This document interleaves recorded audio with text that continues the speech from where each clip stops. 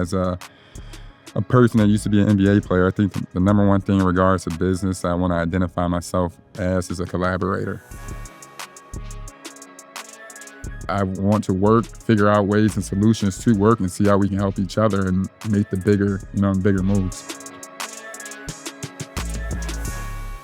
All right, guys, welcome to Financial Freestyle here on Yahoo Finance, and it's your boy, Ross Mack. Now, look, whether you're a professional on Wall Street, a first-time investor, or just somebody that's looking to change their overall financial picture, there's always a first step that you got to take. And guys, look no further because it's your boy. I'm talking to some of the most influential people in the financial world, and today is no different. I got my dog, Evan Turner, former NBA player, a bad businessman. You got New Amendment podcast, et cetera, et cetera.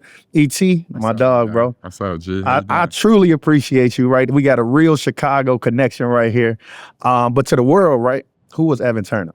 I guess my new hash line is like a retired, has-been basketball player and a dad. You know what I mean? I look heavy on the dad. Heavy on the dad. You can't say has been because it's 99% of the world is never has been. Yeah. You know what I mean? Yeah, so it's a has been or never was. That's the word. I was a never was. I think I stopped growing at the age of 6. Yeah, but we said when we left high school, you went to the league, just a different league. That's and a fact. I went to the Ohio State. So, it's different ways to like really get it. But, one thing is I come out here and as a person that used to be an NBA player, I think the number one thing in regards to business I want to identify myself as is a collaborator. I think that's one of the things that I've noticed and I've always tried to set the tone for when I talk to people about business. It's like, hey, you can't do everything on your own.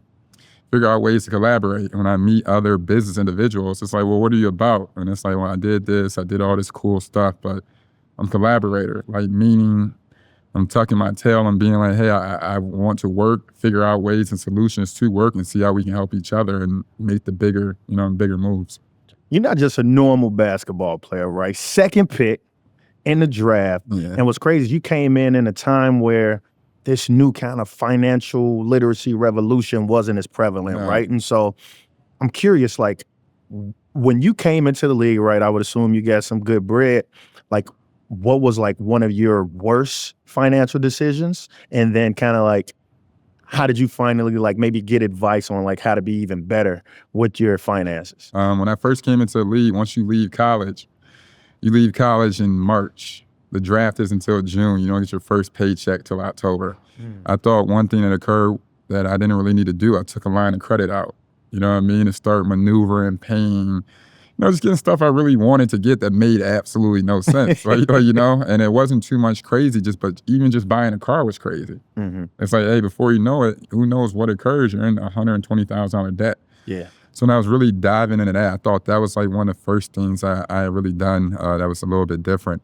I was pretty frugal my first 4 years. Nice. I didn't really spend much of a dime. I was kind of like really focusing on like my goals and financial goals because I really wasn't too familiar with money.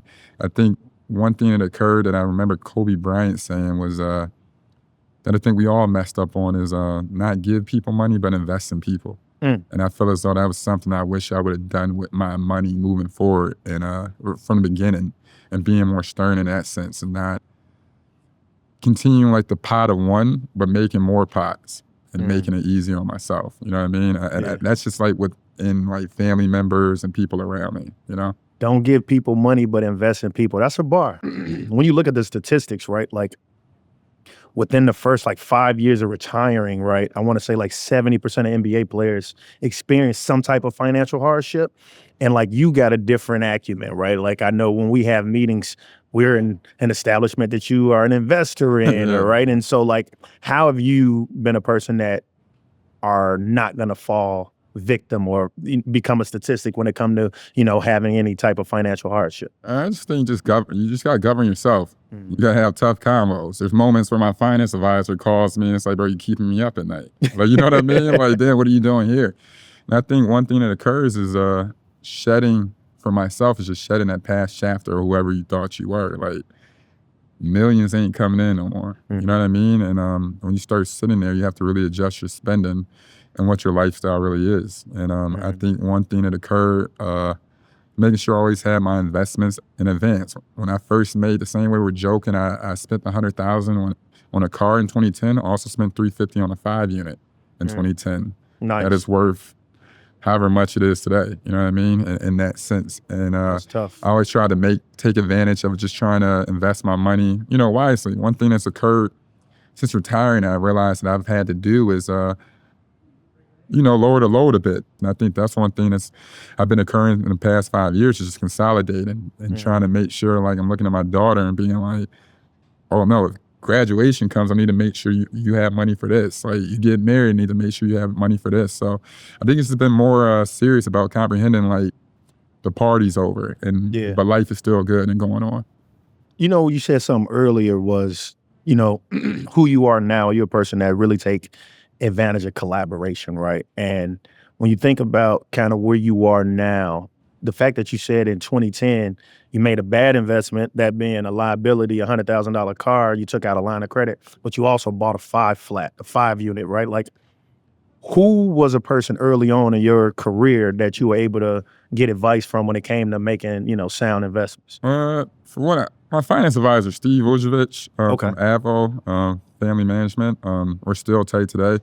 He was great. I just told him, like, I wanted to learn. I was serious and like, yo, I'm from the hood, bro. Like, that stock market stuff don't really mean like stuff to me. I kind of want to see what it is. Like, you know what I mean? And that was like, he did a great job of, was being careful with me, but also being sensitive to, like, the ignorance that I had in regards to money. Like, the only thing we had growing up was rent, if we were lucky. Like, I didn't have extra bread laying around, or like, I had to learn compound interest. I had to learn, like, don't use your own money, use credit line here, like, what the interest rate is going. Like, I thought he really helped. And then, Iguodala from day one, he saw me meeting with my finance advisor for like one of the first or second times. And he was at a dinner table elsewhere. And he just called me over and said, hey, make sure you audit him. Make sure you want a monthly report. But like, when I would talk to him about business, I would always see him speak, and he'd just be like, hey, bro, just make sure you get to 10 in the bank. Interest can go here. You know what's crazy about that, right? Is you coming out the league, what, you 19? 20, 21, yeah. And you hear some horror stories, right? There are people that's from Chicago, who making over $100 million go bankrupt. And then there are big names, massive, people like a Tim Duncan when it came to, and I'm almost certain it was Tim Duncan. Yeah, he lost $20 million from his financial advisor. Like, how, talk about that auditing process. Like, how did you even think about saying, okay, I can trust this person? It's just a tough conversation. When you do the audit and you have to, like, double check. I mean, one thing that occurs is building rapport with them. You meet a lot of guys that have representation, they don't even speak to them. Like, dude touching your money, like, this should damn near be my best friend. Like, you understand what I'm saying? Like, I need to know day in and day out what's going on, and you should be speaking to me as much as possible. That's just how my mind works. I think when it comes down to audit, I think the NBPA did a great job of giving us our options. And Nice. And one thing about athletes, kid, we get this weird, like, rap that we're not smart, we're not aware, or like nobody's investing in us. And I think the union, people around us have done a great job of being like, hey, be intimate with your money, be aware of your money.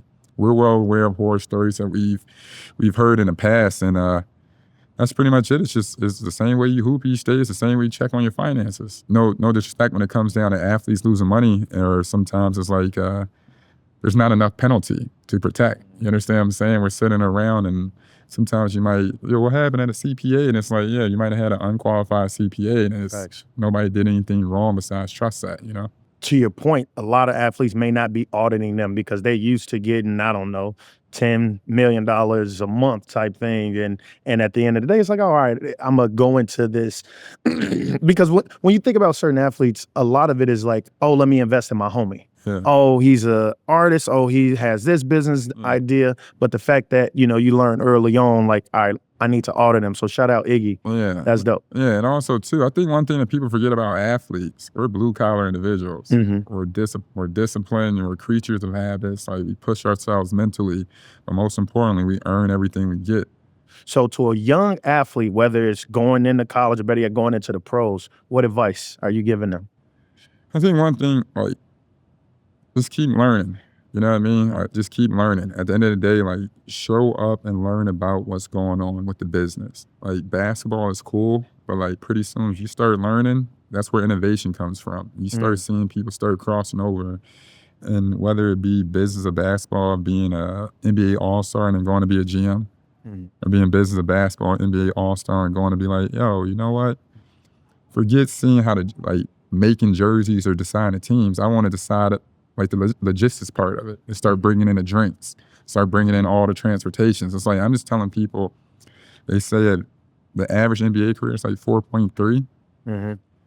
Like, I stopped at 31. I thought I was gonna stop at 38. It's like, just make sure like you're prepped for that next level of life, just so you can just fall into it and just be a good dude. A lot of my relationships and stuff, we've been cool. I'm on Yahoo Finance because we always had just a good rapport. And I think long term, just doing right is going to mold well for you. But preparation is key, G, and nobody else is going to do it for you, like, at all. Like, you got to take initiative and show up for what you want, because no matter what, in your heyday, your opportunity, all doors are open. You know? I love that, bro. That's those real bars, real gems. Look, people, we got to take a quick break.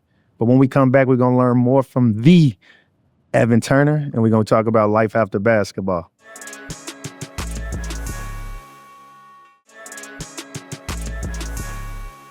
All right, guys, welcome back to Financial Freestyle, and we got more with the Evan Turner, man. Listen, I think when you talk about a person, right, you said earlier that you were thinking about your career was going to last till you 38, right? You thinking you was going to be Bryant, right? Like that type of longevity. But you actually ended kind of earlier, that being 31. Nonetheless, it's a phenomenal career. However, let's actually talk about how you get acclimated to business after basketball, right? Obviously, you yourself as a brand, you are the business, right? Every athlete is the business, is the brand. However, how do you think about, what's next, like entrepreneurship, et cetera? I think, well, after I retired, I did a year coaching. Like, I thought that's what I was supposed to do, like everybody else. So when I sat there, I was just like, I hate the hours. I wasn't like really into coaching. And like I said, I was a dad at the time. So making all this money in my 20s and then having a boss and then being away from my daughter was just play. Well, speaking about coaching, right? Shout out to ET. He actually coached in my Maconomics Wealth Summit, my charity basketball game. And I will say, he had the opportunity of drafting me. Instead, he didn't. And as you can see, my team blew him out. So maybe coaching isn't right for you. It wasn't right for me. I was peer pressured, man. But like I'm saying, when I went into coaching, it was cool. I was definitely grateful. I coached the Celtics, learned from Brad Stevens, was able to help with, some future NBA champions, worked alongside Joe Mazzulla, a lot of great other guys. And it was definitely a blessing. But when the season ended, I just knew my heart wasn't really in it.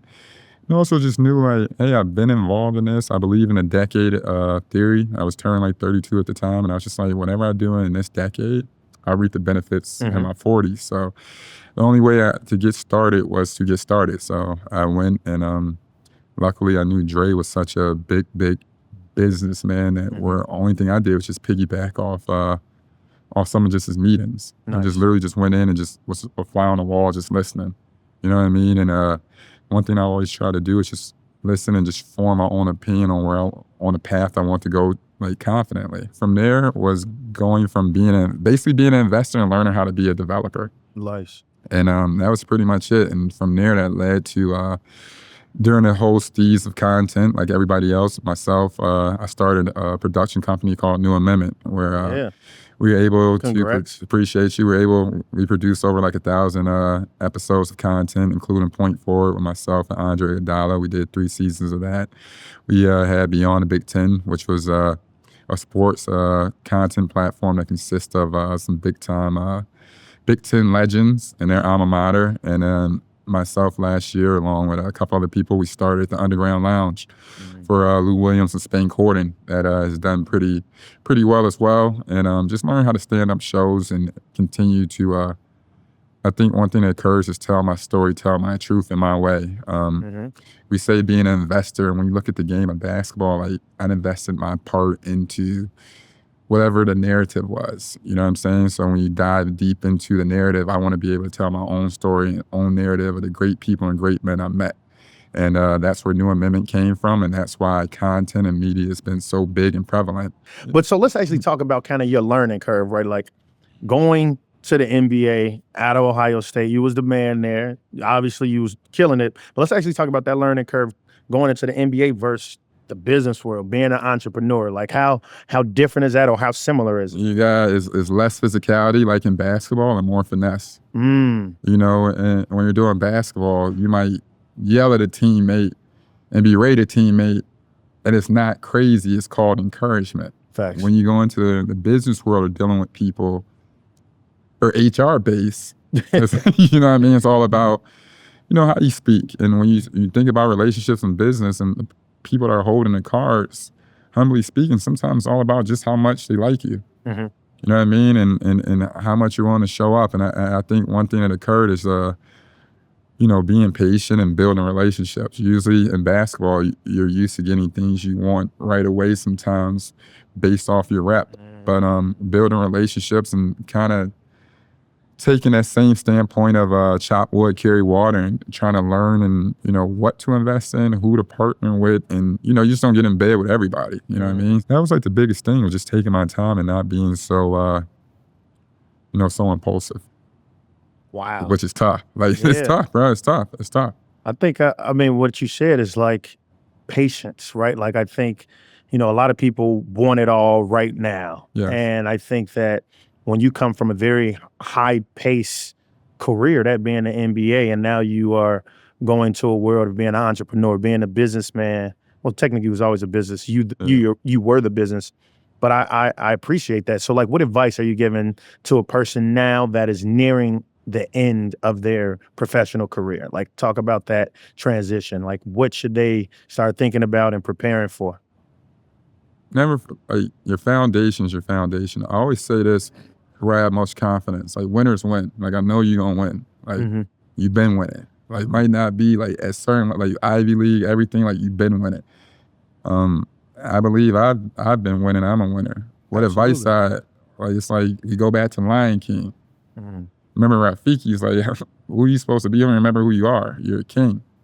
So when I go back to that and I walk into rooms and I walk into environments, it's like, no, I've been able to be successful before. Like, wow. I shouldn't feel inferior. I've worked hard enough. I put in my 10,000 hours, and I'm willing to put in my 10,000 hours here. So when I walk into a room, it's like, no, I've already done the extraordinary and I can do it again. So I'll just always tell kids, like, put your mind into it, believe you can do it, and then just commit from there, and everything's gonna work out. I'm gonna be honest, you might be one of the first people that truly quoted Lion King and made it a real bar. Like, bro, that was the strongest bar I heard. No, but even in certain moments when I'm going back in the crossroads when I was 25 and thinking about retiring, or 31, it's just like, nah, you idiot. Like, remember who you're. Like, Rafiki was laughing at somebody. Yeah. Who are you supposed to be if you don't even know who you are, bro? Nah, that's strong. It's deeper than rap, bro. And yeah, tell your kid, I tell my daughter everything. I just like, no, I go right back to being like, remember who you are, bro. You win. You do the impossible every time. This is easy. Like, me and you are living great. Nah, so when I tell my teammates and stuff, it's just like, no, figure out ways to make it shape, make it work, but you playing with house money right now. Remember that foundation. Madison USA, man. Yeah. What's that? Madison USA, man, it's a passion project, but it's basically you know, a mixture of a store I've been doing since 2018 with my friends. I started a store back in Columbus, Ohio. It was a luxury retail store, and you know, we had some pretty dope stuff. And obviously, once COVID hit, like with most people, we shut it down. But it was always like energy to keep it going because I believed in fashion. Fashion was something I was very passionate about. And when you look, you know, I know how to put it together. And, you know, sometimes I comprehend, I have a great lifestyle, and, you know, you can sometimes sell your lifestyle. And, you know, I remember looking at this Virgil Abloh quote, and he was saying, we're coming to the end of a lot of stuff, and there's only so much you can reinvent and innovate before you have to go back to vintage and get like your energy, your drip. I kind of try to create a store that is going to feed to that with some of the vintage stuff, beautiful furs, beautiful jewelry, like just dope things that really just pertains to me. I'm all around the world, and I see a lot of dope things I've collected, art, people I bumped shoulders with, and I want to really do that and kind of give it to the community and put it part of the culture, especially in Chicago. You see Pharrell doing it. He's doing it at a high level. And it's just something I'm very, very passionate about. And I went from, like I said, I'm going from being an investor and somebody that puts into being a developer. This whole point of my life is being a developer and being like, nah, I know the sauce. I got the sauce. Facts. You know what I mean? The last dragon. Don't look for the master. You are the master. This whole thing is another gem, another bar. Yeah, and I'm not even trying to bar up. I'm just literally pushing neighborhood hope dealer, bro. Like, do it yourself, lock in. Like, it all comes from you, G. You know what I mean? And you just sit around the city, bro. We really got it. And I'm just trying to really just live in my truth, walk in my path, and learn. All right, last question. Talk sports. Who's harder to guard, Kobe or Bron? Kobe. Kobe or LeBron to guard? Kobe's harder. Yeah, bro. I mean, Kobe was a different beast, bro. Animal. I remember going to go play versus Kobe for the first time. I remember my teammates stopping me and being like, yo. Before you go out there, don't look at him. Don't stare at him. If he talk to you, trying to get under your skin, just don't. Just stay away from him. Like, do you understand what I'm saying? He's trying to be nice, and that's not the case. Like, do you understand what I'm saying? I'm like, bro, like, what? Like, Kobe playing mad. Bro, you act like it's a real pit bull out there. Like, you know what I mean? They talking like a. Don't make eye contact. Yeah, don't make eye contact with him. Just don't look at him for too long. And I'm like Kobe? So then when you sit there, bro, I remember guarding him. For whatever reason, he was on fire. And then I had to switch on and guard him. And sure, I was doing okay, but you don't really call it. Then like it comes down to like the last 2 minutes.